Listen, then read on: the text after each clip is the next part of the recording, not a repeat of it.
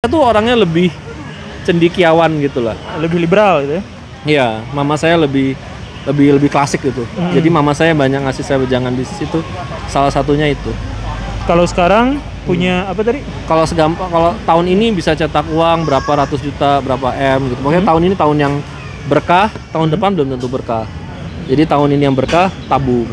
Oh iya, dan definisi berkahnya Cina juga banyak duit ya. Berkahnya banyak duit. Iya, jadi itu harus ditabung karena kita nggak tahu tahun depan kayak apa. Jadi makanya kan orang Chinese itu kan itu paranoid kan. Jadi saya ngelihat banyak saya sempat sharing itu ada orang yang ketika dia dapat 20 juta, 15 juta langsung dipakai belanja.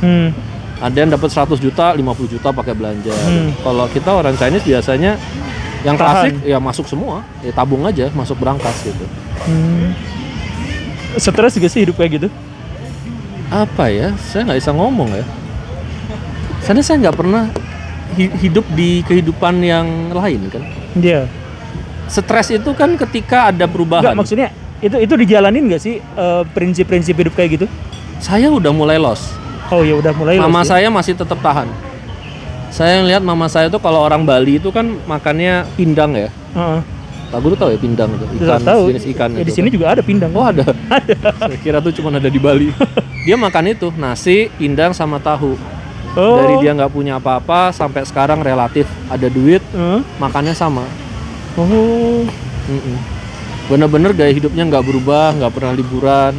Saya ini sudah agak terkontaminasi. Ada duit sedikit, jalan-jalan ke luar negeri gitu. Ke kebun binatang. Iya, kebun binatang ke Bandung gitu. Kalau mama saya enggak, benar-benar diam di rumah jaga toko gitu. Masih megang toko ya walaupun udah kaya ya. Jangan ngomong jaga toko, Pak Guru masih motong kaca sendiri. Oh gitu? Kan tokonya toko bahan bangunan.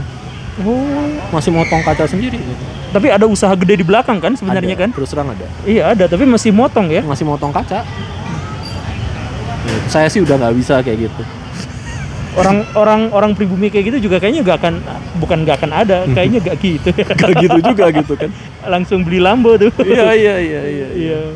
Maksudnya itu deh, ketika saya ngomong itu banyak yang bilang kalau uang itu adalah alat. Bagi berapa orang seperti kita, uang itu adalah tujuan.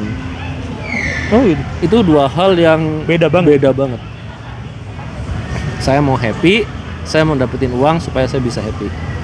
Yang lain, saya mau happy, saya mau jadi bahagia dengan cara ngeliat rekening saldo saya banyak. Iya. Asal nolnya nambah saya udah happy. Nggak perlu saya keluarin. Karena itu tujuan, semuanya menjadi alat untuk mencapai itu. Tujuan itu, iya. Oh. Tapi saya tuh pernah juga tuh dapat cerita dari orang Cina yang sekarat. Waduh, serem amat. Gimana? Jadi dia murid saya tuh, dia tuh tajir banget. Wih, alhamdulillah. Iya, tapi ya kayak tadi itu, jadi si kakeknya itu datang waktu pergolakan di Cina, Kuomintang sama Kung Changtang itu kan. Iya. Dia pro ke yang salah, Kuomintang. Iya. Dikejar-kejar tuh, duitnya banyak kan? Iya. Iya, itu bagi-bagi duit kayak gitu. Akhirnya dia sampai ke Indonesia dalam kondisi gak punya duit sama sekali. Tapi sekitar 30 tahun di Indonesia, jadi kayanya luar biasa. Iya. Cina gitu banget kan? Iya. Tapi pas dia mau meninggal itu, kan orang Cina kumpul keluarganya sama-sama gitu kan di situ. Iya. Dia pesen sama anak cucunya, dia pesen jangan doyan duit. Dia bilang gitu. Iya. Tuh buka berangkas saya, duitnya banyak.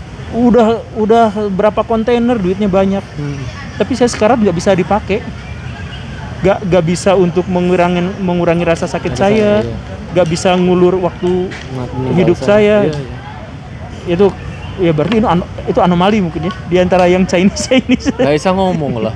Tapi itu ceritanya asli dari Iya, kayak gitu. Iya, kita kan bicara jutaan orang kan. Iya, betul. Jadi kita tuh sebenarnya bicara soal hal-hal yang terlalu general gitu. Iya, yang kita over generalisir. Tapi saya pikir kan seperti kata pepatah kan nggak ada asap kalau nggak ada api kan. Stereotip itu muncul ya karena memang kasus yang terjadi berulang-ulang gitu. Iya.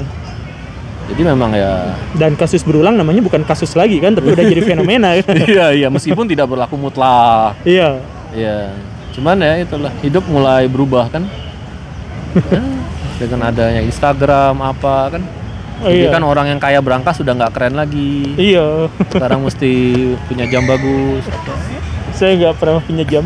Saya juga enggak. Nih, Pak Guru tapi nggak punya gelang, bisa masuk kebun binatang gratis. Ya bukan gratis lah, saya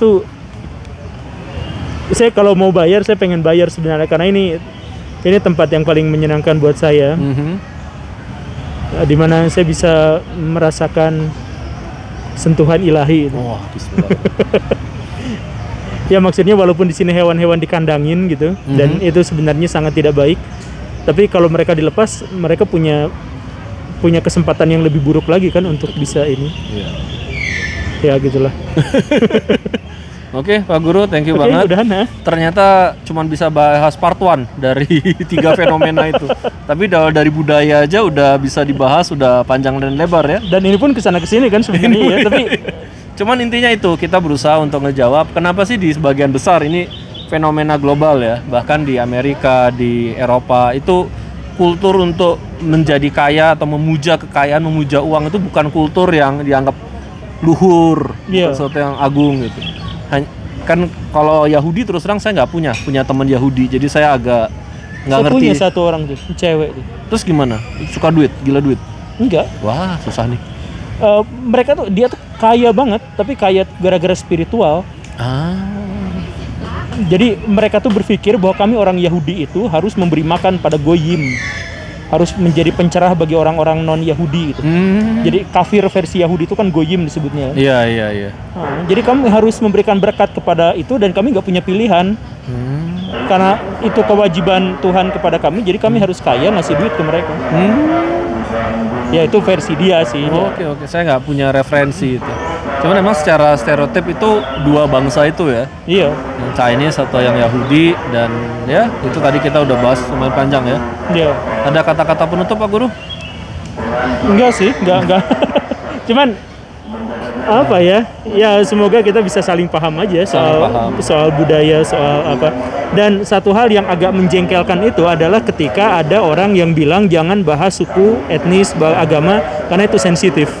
Justru karena itu sensitif, jadi harus dibahas biar gak jadi bara dalam sekam. Iya. Jadi kalau saya ngobrol sama Cina nih, saya katakan dia Cina misalkan seperti itu, ya harus diomongin langsung Ya, gitu. memang, gitu. Jadi biar justru tidak menjadi sesuatu yang buruk, jadi sembunyi-sembunyi ngejeknya di depan, enggak gitu ya, kayak gitu. Ya mungkin semoga teman-teman bisa belajar tentang mungkin adat istiadat saya yang mungkin soalnya habis teman-teman dengar mungkin kayaknya juga nggak enak-enak banget gitu kan.